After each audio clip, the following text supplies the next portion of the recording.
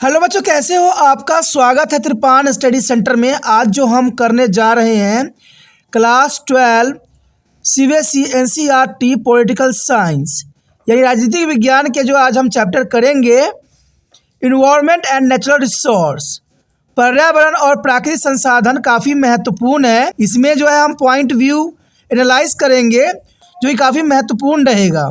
इसमें हम point view हर एक बात का एनालाइज करेंगे, समझेंगे और जानेंगे, और ये आपके लिए एग्ज़ाम व्यू से बहुत ही काफ़ी महत्वपूर्ण होने वाला है। ये सारे पॉइंट काफ़ी महत्व रखेगा। लेकिन आप देखते हैं हमारा आज टॉपिक क्या है।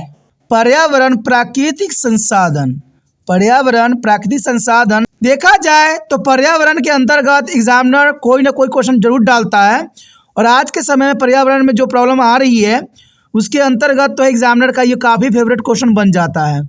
तो यहाँ पर आपके लिए सबसे महत्वपूर्ण ये रहता है कि त्रिपान स्टडी सेंटर सिर्फ मेन पॉइंट व्यू जो है आपका यहाँ पर ये टॉपिक लेके आया है जो काफ़ी महत्वपूर्ण है। सब प्रथम अगर हम समझने की कोशिश करें तो पर्यावरण का अर्थ, आखिर पर्यावरण का अर्थ क्या होता है और इसको आप कैसे परिभाषित कर सकती हो। तो देखा जाए पर्यावरण के बारे में जानना काफ़ी दिलचस्प रहता है हर एक बच्चों के लिए, चाहे वो कंपटीशन की तैयारी करें उनके लिए भी काफ़ी महत्वपूर्ण रहेगा, क्योंकि ये शॉर्ट में है इसलिए हर क्लास के बच्चे देख सकते हैं, समझ सकती हैं। तो देखा जाए पर्यावरण, पर्यावरण अंग्रेजी शब्द इन्वायरमेंट से बना है। इस शब्द का निर्माण दो शब्द से मिलकर हुआ है। एक तो परि, परि जो हमारे चारों ओर है, परि मतलब हमारे चारों ओर है, और आवरण, आवरण जो हमें चारों ओर से घेरे हुए हैं। यानी आप समझ सकते हो कि चारों ओर से जो हमें घेर रखे हैं। पर्यावरण तो आपको पता है ना कि हमारे चारों तरफ जितने भी पेड़ पौधे हैं, जीव जंतु हैं, जितने भी अंतर्क्रियाएं हो रहे होते हैं पर्यावरण में, सारे पर्यावरण के अंतर्गत है। इवन मनुष्य भी पर्यावरण में ही सम्मिलित है। लेकिन देखा जाए तो मनुष्य का दिमाग सबसे ऊपर है, सबसे आगे अपने आप को समझता है, इसलिए वो पर्यावरण से अलग ही समझ रहा है। तभी तो पर्यावरण का दोहन इस तरह कर रहा है जैसे पर्यावरण का उसका कोई ही अर्थ नहीं है। चलिए, ये तो इंसानों की अपनी सोच है, बट यहाँ पर परि का मतलब होता है जो चारों ओर है, आवरण का मतलब होता है चारों ओर से घिरा हुआ। इसका हम अर्थ ये कह सकते हैं कि पर्यावरण का शाब्दिक अर्थ ये बनता है कि चारों ओर से घिरे हुए, हम जो है चारों ओर से पर्यावरण से घिरे हुए हैं। तो शाब्दिक अर्थ आप समझ गए होंगे कि चारों ओर से घिरे हुए। पर्यावरण में सभी भौतिक, रासायनिक एवं जैविक कारकों को समिष्टिगत एक इकाई है जो किसी जीवधारी अथवा पारितंत्रीय आबादी को प्रभावित करता है। ये तो बात सच्चाई है कि पर्यावरण उन सभी भौतिक, रासायनिक एवं जैविक कारकों के समिष्टिगत एक इकाई है जो सभी को प्रभावित करता है। कहते अगर हम मानव भी इससे प्रभावित होते हैं, यानी हम मानव भी इससे जो है पूरी तरह प्रभावित बिना रह नहीं सकती, जो किसी जीवधारी अर्थात पारितंत्रीय आबादी को प्रभावित करने के लिए प्राप्त होता है तथा उनके रूप, जीवन, जीविता के तय करती हैं। पर्यावरण वह है जो कि प्रत्येक जीव के साथ जुड़ा हुआ है और चारों तरफ वह हमेशा व्याप्त होता है। यानी देखा जाए तो हमारे चारों तरफ जो जीव जंतु, पेड़ पौधे, कीड़े मकोड़े, सूक्ष्म जीव, मैक्रो, जिसको हम अपने आँखों से भी देख नहीं सकती, पर्यावरण के बहुत ही महत्वपूर्ण घटक हैं, और इन्हीं से जो है मिल के पर्यावरण का जो है निर्माण हुआ है। तो आप यहाँ समझ गए होंगे कि पर्यावरण का शाब्दिक अर्थ क्या है, कि जो हमारे चारों ओर जो जीव जंतु रहते हैं, जो चारों ओर घिरे हुए हैं, हम घिरे हुए हैं, उन सबको जो है पर्यावरण के अर्थ के अंतर्गत लिया जा सकता है, जिसमें भौतिक, रासायनिक, जैविक कारक सबके सब इसमें सम्मिलित होते हैं। सामान्य अर्थों में यह हमारे जीवन को प्रभावित करने वाले सभी जैविक और अजैविक तत्व, तथ्य, प्रक्रियाएं और घटनाओं के समुच्चय से निर्मित इकाई हैं, और यह हमारे चारों ओर व्याप्त है, और हमारे जीवन के प्रत्येक घटना इसी के अंदर संपादित भी होती है तथा हम मनुष्य अपनी समस्त क्रियाओं से इस पर्यावरण को भी प्रभावित करते रहते हैं। आज पर्यावरण अगर अधिक प्रभावित है तो मनुष्य के क्रियाकलापों के कारण ही इतनी अधिक प्रभावित है। आज हम पर्यावरण को नष्ट होते हुए देख रहे हैं तो कहीं ना कहीं मनुष्य के ही कारणों से हो रहा है। इस प्रकार एक जीवधारी और उसके पर्यावरण के बीच अन्याश्रय संबंध भी होते हैं। हम जीव जंतु के साथ संबंधित है, अगर जीव जंतु नहीं होंगे तो हमारा जीवन का भी कोई अर्थ नहीं रह जाता है, क्योंकि वो है तभी हम हैं। और इस बात को हर एक इंसान को समझना चाहिए।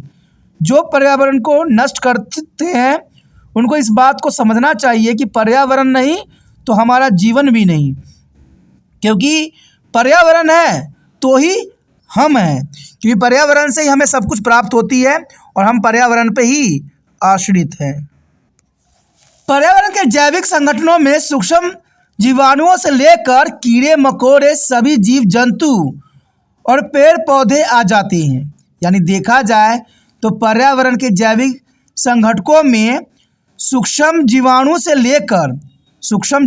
लेकर कीड़े मकोड़े सभी जीव जंतु और पेड़ पौधे इसमें सम्मिलित होते हैं, और इसके साथ ही उनमें जुड़ी सारी जैव क्रियाएं और प्रक्रियाएं भी सम्मिलित होती हैं। देखा जाए तो अजैविक संगठनों में जीवन रहित तत्व और उनसे जुड़ी प्रक्रियाएं आती है, जैसे चट्टानें, पर्वत, नदियां, हवा और जलवायु के तत्व सहित कई चीज़ें इत्यादि रहती है। तो देखा जाए तो काफ़ी महत्वपूर्ण बात है कि पर्यावरण के जैविक संगठनों में सूक्ष्म जीवाणु से लेकर कीड़े मकोड़े, जीव जंतु, पेड़ पौधे सभी आते हैं। इवन देखा जाए तो ये तो जैविक के अंतर्गत आती हैं, यानी बायोटिक के अंतर्गत आते हैं। अबायोटिक के अंदर जो होता है चट्टानें, पर्वत, नदियाँ, हवा, जलवायु, इन सब चीज़ों को रखा जाता है। तो यहाँ आप समझ गए होंगे कि जैविक में जो जीवित होते हैं, चाहे वो सूक्ष्म जीवाणु हों, चाहे कीड़े मकोड़े हों, या जीव जंतु हों, या पेड़ पौधे हों। अजैविक यानी अबायोटिक में वो चीज़ें जो जीवित नहीं हैं फिर भी उनकी आवश्यकता हमें पूरी है, जैसे चट्टानें, पर्वत, नदी, हवा, जलवायु। तो ये काफ़ी महत्वपूर्ण है। देखा जाए तो वर्ष 1977 में संयुक्त राष्ट्र द्वारा मानव पर्यावरण विषय पर संयुक्त राष्ट्र महासभा का आयोजन किया गया था। देखिए, पहली बार जो है इसमें 1974 में संयुक्त राष्ट्र द्वारा मानव पर्यावरण विषय पर संयुक्त राष्ट्र महासभा का आयोजन किया गया था, जो कि 5 से 16 जून 1972 माना जा सकता है। और इसी चर्चा के दौरान विश्व पर्यावरण दिवस का सुझाव भी दिया गया। और इसके 2 साल बाद, यानी देखा जाए तो 1972 के बाद, यानी 2 साल के बाद 1974 में 5 जून 1974 में इसे मनाना भी शुरू कर दिया गया। यानी देखा जाए तो इसकी प्रपोजल जो दी गई थी, जो आयोजन की बात की गई थी 5 से 16 जून 1972 को, लेकिन पूरे दुनिया में जो ये विख्यात हुआ, पूरी दुनिया ने जो इसको मनाया 1974 से, यानी 5 जून को मनाया जाता है, जो काफ़ी महत्वपूर्ण है। यदि हम परिचय की बात करें, इंट्रो की बात करें, तो देखा जाए तो सामान्यतः पर्यावरण को मनुष्य के संदर्भ में परिभाषित किया जाता है और मनुष्य को एक अलग इकाई और उसके चारों ओर पर्याप्त अन्य समस्त चीज़ों को उसके पर्यावरण से घोषित किया जाता है। देखिए, यहाँ पर बात काफ़ी महत्वपूर्ण बताई गई है कि मनुष्य अगर है, मनुष्य का अस्तित्व है, तो कहीं ना कहीं पर्यावरण के कारण ही हुआ है। और ये आपको पता होगा कि इंसान जिस माहौल में रहता है, जिस क्षेत्र में रहता है, वो चारों तरफ पर्यावरण से घिरी हुई होती है। यानी देखा जाए तो चारों ओर व्याप्त अन्य समस्त चीज़ों को उसकी पर्यावरण घोषित किया जाता है। तो ये काफ़ी महत्वपूर्ण बात यहाँ है।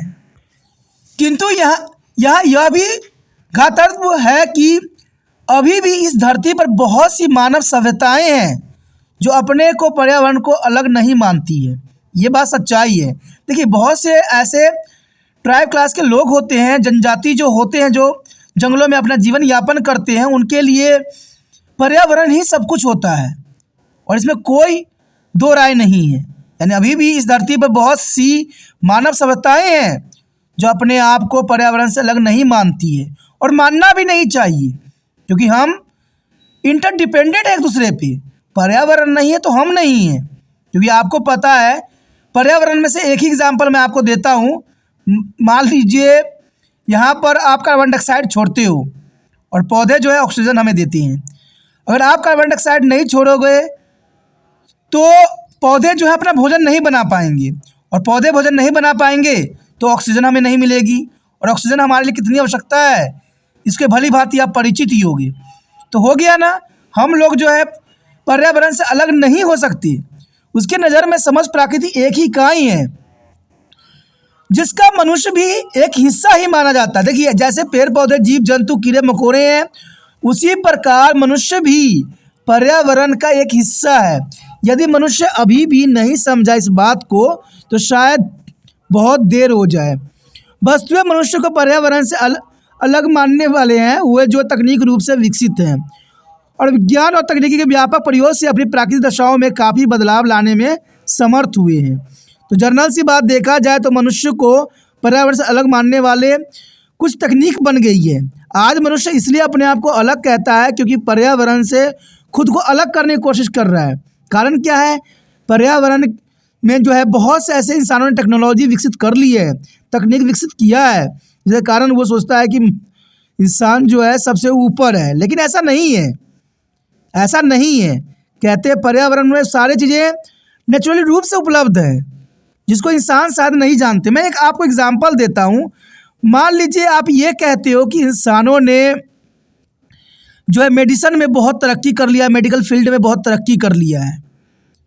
ये तो चलो इंसानों की सोच रही।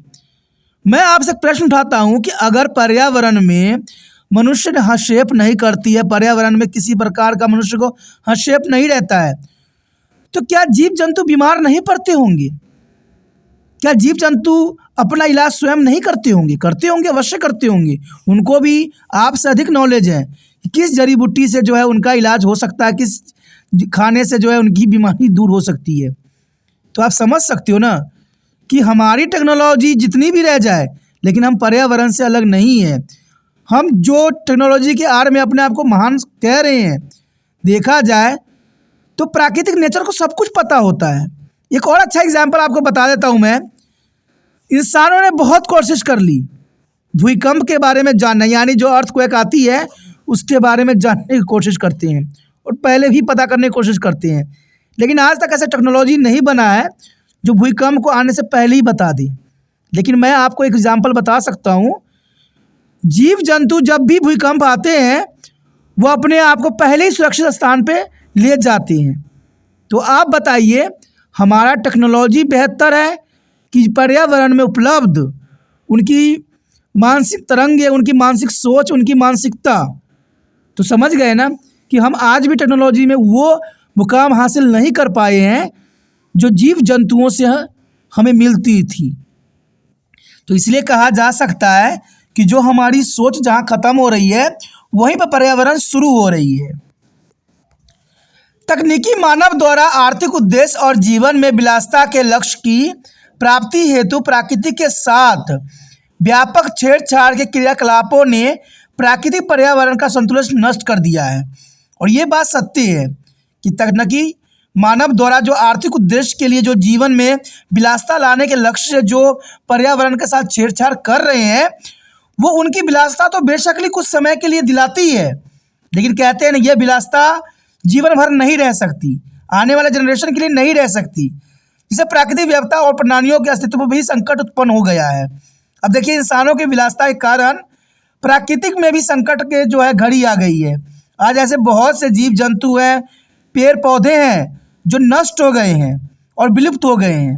पहले भारत चंदन की लकड़ियों के लिए बहुत जानी जाती थी, लेकिन आज चंदन की लकड़ियाँ हमारे पास वो लकड़ियाँ नहीं है जो पहले हुआ करती थी। ऐसे बहुत से जीव जंतु हैं जो नष्ट हो गए हैं, संकटमय हो गए हैं, और इसका कहीं ना कहीं मनुष्य के क्रियाकलापों के कारण ही हुआ है।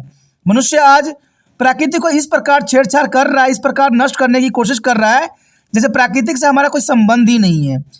दोस्तों, हमेशा मैं कहता हूँ कि पर्यावरण नहीं है तो मनुष्य नहीं है।